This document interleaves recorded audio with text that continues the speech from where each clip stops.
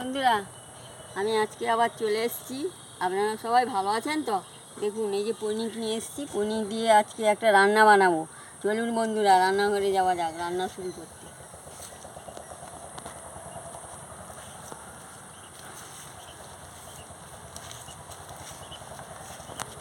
বন্ধুরা, আমি রান্নাঘরে চলে এসেছি।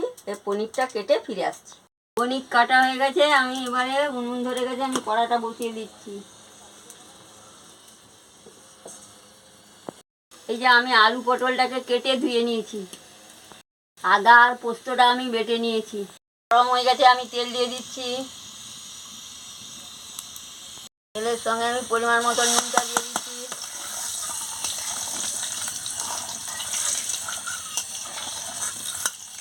গরম হয়ে গেছে, আমি পনিরটাকে ভালো করে ভেজে নিচ্ছি। সামান্য হলুদ গুঁড়ো দিয়ে দিচ্ছি। পনিরগুলোকে আমি লাল লাল করে ভেজে নিচ্ছি।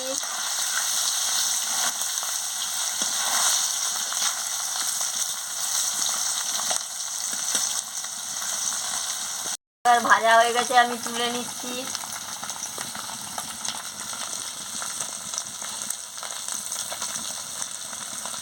জলের মধ্যে দিয়ে দিচ্ছি। আলু পটলটাকে ভেজে নিচ্ছি। পটলটা ভালো করে ভেজে নিচ্ছি।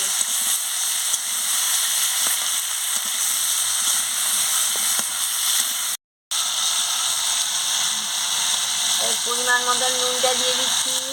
দিয়ে ভালো করে আলু পটলটাকে ভেজে নিচ্ছি।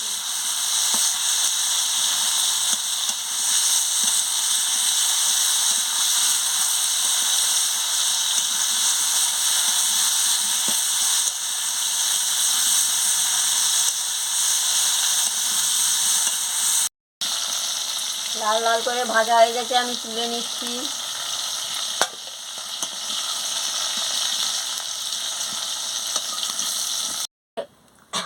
এলাচ আর আমি তেজপাতাটা দিয়ে দিচ্ছি।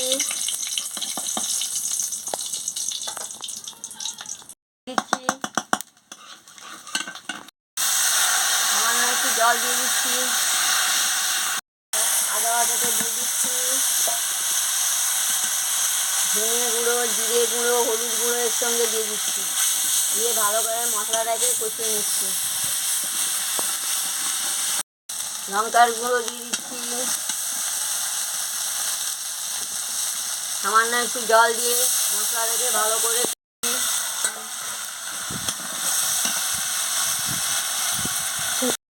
দিয়ে দিয়েছি।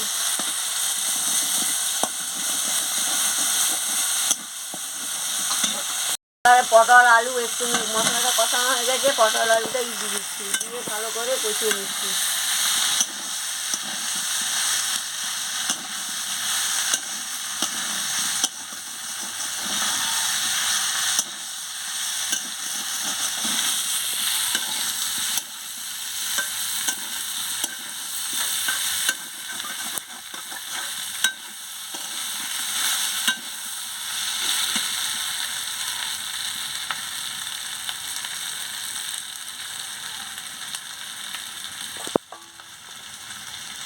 দিয়ে দিচ্ছি। দিয়ে ভালো করে কষিয়ে নিচ্ছি।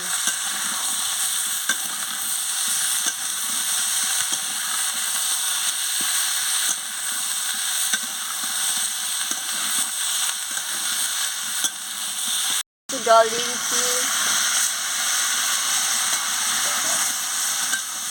দিয়ে ভালো করে কষিয়ে নিচ্ছি।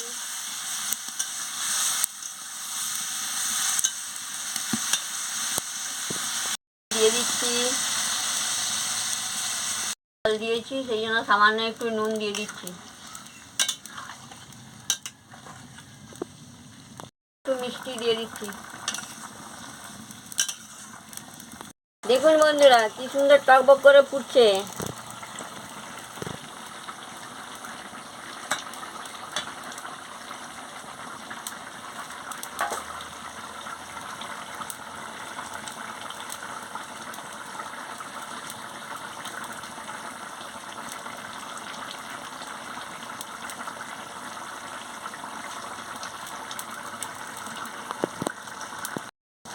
এবার আমি নামিয়ে নিচ্ছি, হয়ে গেছে, এবার আমি নামিয়ে নিচ্ছি। দেখুন বন্ধুরা, এইভাবে আলু পটল দিয়ে পনিরের তরকারি রান্না করে খাবেন। আলু পটল দিয়ে পনিরের তরকারি রান্না করে খাবেন, খুব ভালো লাগবে। ভালো লাগলে আমাকে লাইক করবেন, শেয়ার করবেন, মেসেজে লিখে জানাবেন, সাবস্ক্রাইব করবেন। আমি আবার কালকে ফিরে আসছি। বন্ধুরা, লাইক আর সাবস্ক্রাইবটা করুন, কেউ তো করছেন না। এই দেখুন রঙটা দারুণ হয়েছে, গন্ধটাও দারুণ বেরিয়েছে।